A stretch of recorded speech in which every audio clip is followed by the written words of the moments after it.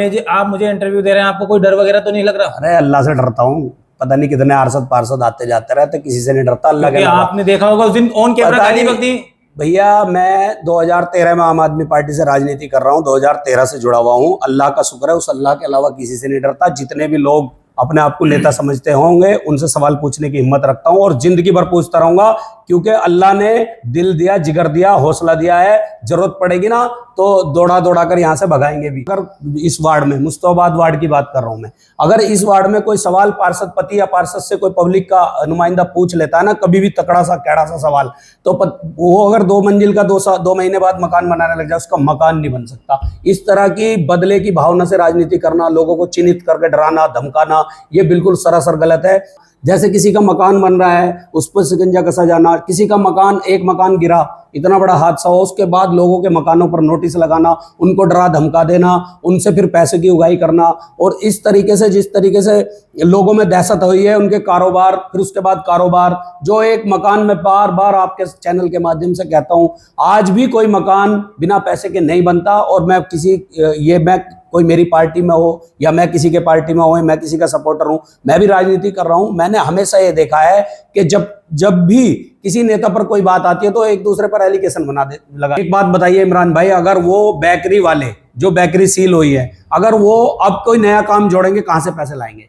किस तरीके से अपने काम को, रोजी रोटी अपने बच्चों को खिलाएंगे? हलाल रोजी कमा रहा बैठ के वहां पर आदमी, उसकी दुकान ही बंद कर दी गई और सारी बेकरियों को सील कराने की बात कर रहे हैं। कौन कराएगा सारी बेकरियों को सील? हम देखेंगे इस बार। आपका आने दो, पार्षद को भी आने दो और अधिकारियों को भी आने दो।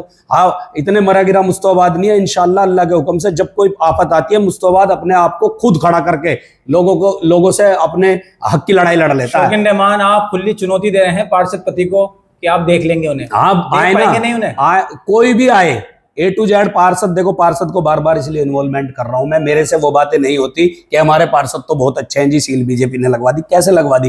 पार्षद के होते हुए सील क्यों लगी? मेरा उनसे भी यही सवाल है। निगम पार्षद पति मौके पर मौजूद थे तो सील क्यों लगी? सबसे अहम सवाल यही है, और यही लोगों को बता रहा है, यही लोगों को दर्शा रहा है कि ये कुछ ना कुछ तो अंदर खाने षड्यंत्र। जैसा कि आप लोगों को पता है, मुस्तफाबाद विधानसभा में किस तरीके की राजनीति चल रही है। अब तो राजनीति गाली गलौज पे भी आ गई है।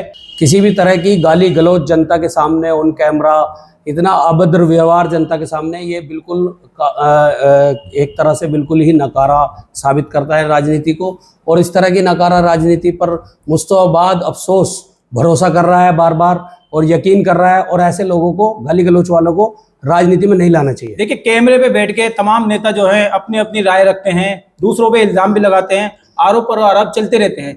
लेकिन जब एक मौका ऐसा भी आता है कि दोनों नेता एक जगह होते हैं, लेकिन इसका मतलब ये तो नहीं कि वो गाली बकेंगे। आपको मैंने उस वीडियो में यही दिखाया था। गुलफाम सैफी बोल रहे थे कि सील जो है हाजी खुशनूद ने लगवाई है। मैं उनको ऑन कैमरा उनके पास लेकर जाता हूं। जैसे ही मैं उनको उनके पास लेके जाता हूं तो हाजी खुशनूद कहते हैं गुलफाम सैफी को कि जूतों से मारूंगा, और गालियां भी देनी शुरू कर देते हैं। बिल्कुल गलत बात है। इस तरह हाजी खुशनूद साहब निगम पार्षद पति हैं और यहाँ के मोअज़्ज़िज़ लोगों में उनका नाम है, और कांग्रेस पार्टी से उन्हें टिकट मिला था। आम आदमी पार्टी में वो हैं हमारे साथ। मैं बिल्कुल इस बात को कंडम करता हूं कि जिस तरीके से उन्होंने एकदम जूते मारने की बात कही, वो बिल्कुल गलत बात है। और कोई भी कार्यकर्ता हो, चाहे कांग्रेस का हो या आम आदमी पार्टी का, जो विपक्ष में होता है, सवाल पूछता है। हाँ, अगर बिना सबूत के उन्होंने, गुलफाम सैफी कांग्रेस के जो कार्यकर्ता हैं, उन्होंने इल्जाम लगाया तो उनकी भी गलत बात है। लेकिन हाजी खुशनूद को एकदम इतना एग्रेसिव नहीं होना चाहिए था, और इस तरह जनता पिस गई। अब एक बात बताइए, दोनों तरफ से गाली गलौच भी हो गई, अधिकारियों को के साथ धक्का मुक्की भी हो गई आपके कैमरे पर आप ही बताइए इमरान भाई, सील रुकी?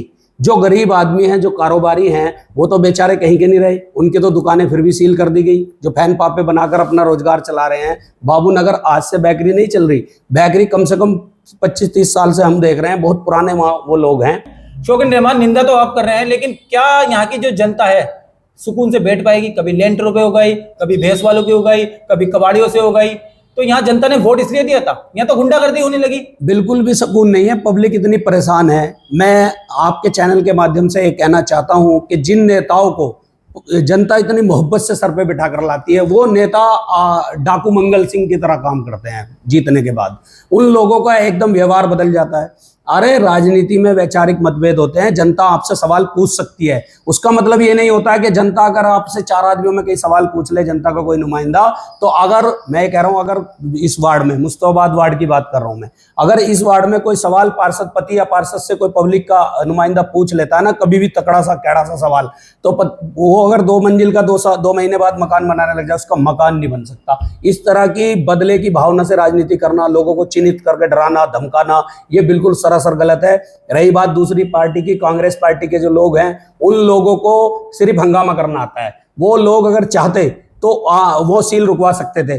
पार्षद पति अगर चाहते तो निगम पार्षद को, मौजूदा निगम पार्षद जो उनकी बीवी है अज्जन सबीला बेगम, उनको मौके पर बुलाकर सीलिंग रुकवा सकते थे। और अगर आप लोग इतना भी नहीं कर सकते तो क्या पक्ष और क्या विपक्ष, मैं बार बार यही कह रहा हूं कि अगर निगम पार्षद के होते हुए बेकरियां फिर भी सील हो गई, माँ बहन की गाली हो गई, इतनी भद्दे भद्दे कमेंट हो गए और इतनी ज्यादा अधिकारियों को आपके साथ आपकी धक्का मुक्की हो गई, फिर भी सील हो गई, तो ऐसे नेताओं का क्या करना हम लोगों को। मैं बार बार यही कहता हूं कि नेता अपने बीच में होना चाहिए, और अपने बीच का आदमी होना चाहिए जिसे दुख दर्द पता हो। इसलिए आज जो बेकरियां सील हुई हैं, उन बेकरियों को सील करवाने में मैं कैसे मान लूं कि बीजेपी का मेयर आकर यहां पर सील कर रहा है। अगर कोई बार बार बीजेपी के लोगों पर एलिगेशन लगाकर अपना पल्ला नहीं झाड़ सकते। आपने मौजूदा निगम पार्षद हैं, खुदा के हुक्म से अल्लाह ने अगर कभी ये मौका दिया, मैं देखता हूं फिर कौन निगम पार्षद के होते हुए एक जय भी अगर घुस जाए, जो कर्मचारी हैं सब उनके कहने से ही तो चलते हैं। अब एक बात बताइए, लेंटर के पैसे तो उनके कहने से लिए दिए जाते हैं। अच्छा, आप इस बात को मानते हैं कि पार्षद पति जो है लेंटरों पे पैसे लेते हैं? लेंटरों पे पैसे अभी तक भी बंद नहीं हुए। 2013 से मैं चिल्ला रहा हूं, लेंटर माफिया,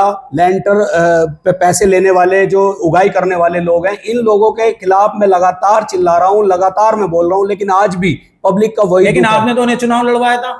मैं चुनाव लड़ने की जनता ने भी तो वोट दिया है। तो आपने कैसे इंसान को चुना है जो लेंटरों पे पैसे ले रहे हैं, बेकरियों पे सील लगवा रहे हैं, 200-400 रुपए कमाने वालों के घरों पे सील लग रही है? 15,000 के करीब वोट मिला है पार्षद को यहाँ के। तो दोबारा पार्षद नहीं बनेंगे वो? मेरा कहने का मतलब ये है, अगर आप किसी को आवाज भी लगाओगे, इकट्ठा भी करोगे, कि कल एक दिन पहले या 2 घंटे पहले पता लग जाता है पार्षद को कि आज वहां पर ये लोग आने वाले हैं, अधिकारी आने वाले हैं। आपसे कुछ नहीं हो रहा, आप जनता को बताओ, हम पब्लिक बनकर पहुंचेंगे, हम 150 आदमी पहुंचेंगे, 200 आदमी, ये सब मनगढ़ंत कहानी है। इन्वॉल्वमेंट सबका है, सीलिंग बिल्कुल भी किसी कीमत पर नहीं हो सकती, मुझे इतना पता है। अगर निगम एक बात बताओ, 4 वार्ड है, मुस्तफाबाद 5 वार्ड है, 5 हो गए विधानसभा में। क्या मुस्तफाबाद विधानसभा के मुस्तफाबाद वार्ड 243 में ही सबसे ज्यादा एमसीडी की नजर है? क्या ऐसा क्या है?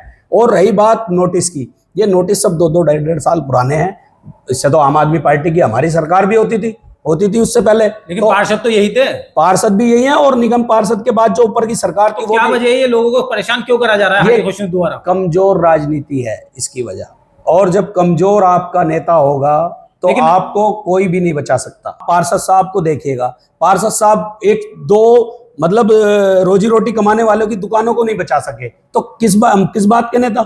जो छोटे मोटे कारोबार लोग कर रहे हैं, उनको आकर डरा धमकाकर पहले चालान दिए जाते हैं, चालान देने के बाद फिर पैसे बांधने की बात की जाती है। जब वो लोग पैसे नहीं बांधते, एमसीडी कर्मचारियों को मना कर देते, फिर दूसरा उन पर नोटिस लगा दिया जाता है। यानी उगाई हो रही है यहाँ पर। फिर उसके बाद सीलिंग का काम शुरू, अवैध रूप से उगाई हो रही है। अवैध रूप से उगाई कभी बंद नहीं हुई यहाँ पर। और मैं फिर कहना चाहता हूं कि चाहे कारोबारी आदमी कोई भी हो, छोटा हो या बड़ा हो, अगर वो आपके एमसीडी कर्मचारियों को पैसे नहीं देता तो उसका तय है कारोबार पर हमला होना। ये तो इमरान भाई आपका कैमरा था, आवाम का कोई आदमी अगर वीडियो बनाता तो किसको डांटते? फिर वो आवाम को कहते, उसको वीडियो वाले को ढूंढते। ये उनके उसमें है, वो इस चीज पे बदले की भावना में काम करते हैं। मैं ऑन कैमरा बोल रहा हूँ, पार्षद साहब को ये चाहिए था कि जो लोग वहां पर जो कुछ हुआ था, वो जो सीलिंग करने के लिए आए थे, उसको रुकवाने का काम करना चाहिए था, बजाय गाली देने के। ये निगम पार्षद जब मैं बनूंगा तो किसी के कारोबार पर हमला नहीं होने दूंगा, किसी की दुकानें सील नहीं होने दूंगा, किसी के लेंटर पे पैसे नहीं लेने दूंगा, किसी के सबमर्सिबल पे पैसे नहीं लेने दूंगा।